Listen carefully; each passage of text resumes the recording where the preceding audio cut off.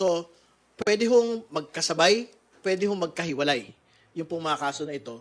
Ang importante, tumakbo. Ang importante, may mapanagot. Whether it's Sally Santos, who basically received the funds, and District Engineer Henry Alcantara, and everyone else who is involved in this Ghost project.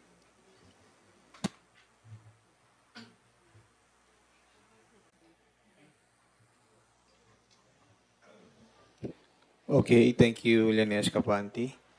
May we know if there are additional questions from the media? Okay, Red Mendoza from Manila Times.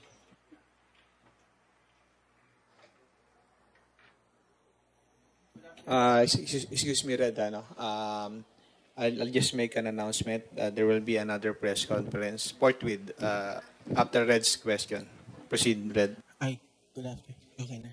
Sir, Kong, Paulo, good afternoon.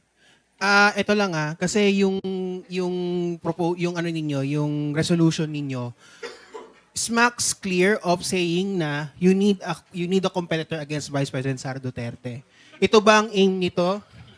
Ito ba ang aim nito na magkaroon ng kalaban si VP Sara kasi wala siyang kalaban technically and you need a younger person to have a viable rival against the Vice President? Hindi. Hindi yan, Red. Sure kayo, Kong?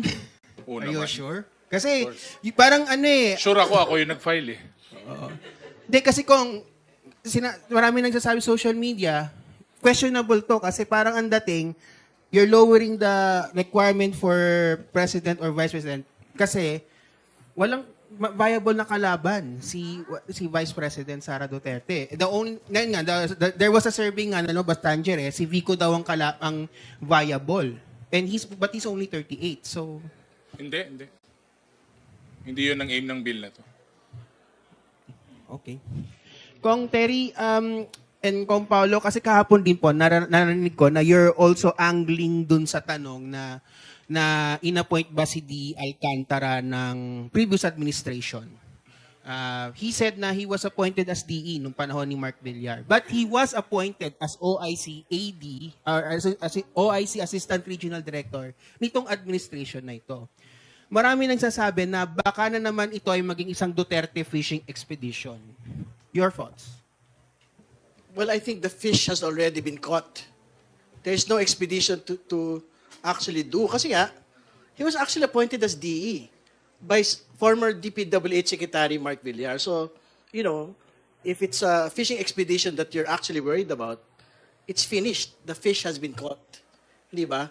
And the Ghost Project has been undertaken with him as DE, not as itong OIC Assistant Regional Director, just to be clear. No? So, yun lang po. Nothing else. Pero hindi po ba na naman maging magtuturo na naman to sa previous administration without looking doon sa issues ng current administration 2022 to 2025? No, I think very clear naman po yung opening statement po natin. We will look at all the projects today and we will look at all the projects previously. If there is an anomalous contract, if there is an anomalous project, we will look at it. So, kumbaga, hindi ho siya actually time-bound. Okay. Last na lang po, yung kay Kong Saldico, yung sa issue niya about doon sa mga insertions and yung nga, parang nasabi nga, na-mention na nga po ninyo in your previous explanations na parang hindi nga ito yung venue for the so-called investigation nga into Kong Saldico and yung mga di umano'y insertions nga. Pero what do you think po doon sa sinabi ni Kong Toby na wala daw siyang tiwala sa Congress investigating its own ranks? Na parang sabi nga, ni-mention na nga niya na pangalanan na you were supposed to invite Mayor Benji Magalong pero hindi niyo naman daw in-invite. Hindi pa. So, hindi naman namin sabi hindi namin invite eh.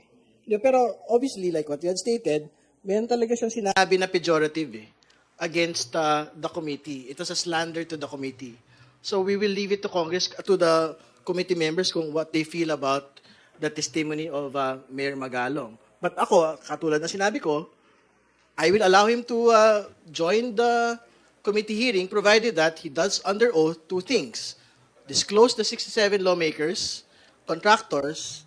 Second, yung pong lawmakers who are receiving 30 to 40% kickback. So malinaw po yun. Pero I cannot speak for the other members of the committee na talaga naman pong felt really slighted, slandered with the pejorative that is stated against the committee.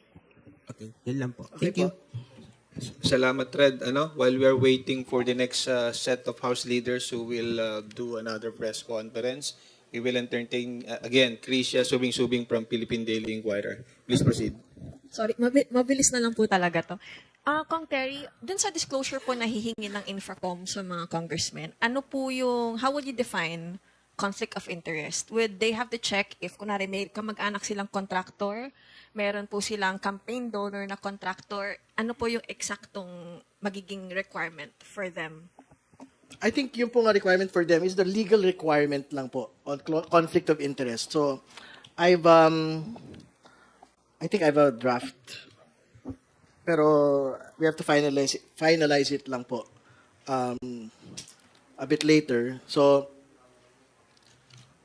basically, the disclosure is that the House member declares that he has no business, financial, or pecuniary interest, whether direct or indirect, that may affect or be affected by the subject matter of the investigation. Yun po yung first point, no? So it's just a yes or a no question. And the second point is that the House member understands that in the event of any conflict of interest, the House member is required to inhibit from participating in the deliberations and proceedings of the House Infracom. Salamat, Tricia. Once again, thank you. Deputy Speaker and La Union, 1st District Representative Paolo P. Ortega the Fifth, and House Committee on Public Accounts Chairman and Bicol Saro Party List Representative Terry L. Redon for joining us this afternoon. Sa inyong lahat, maraming salamat po.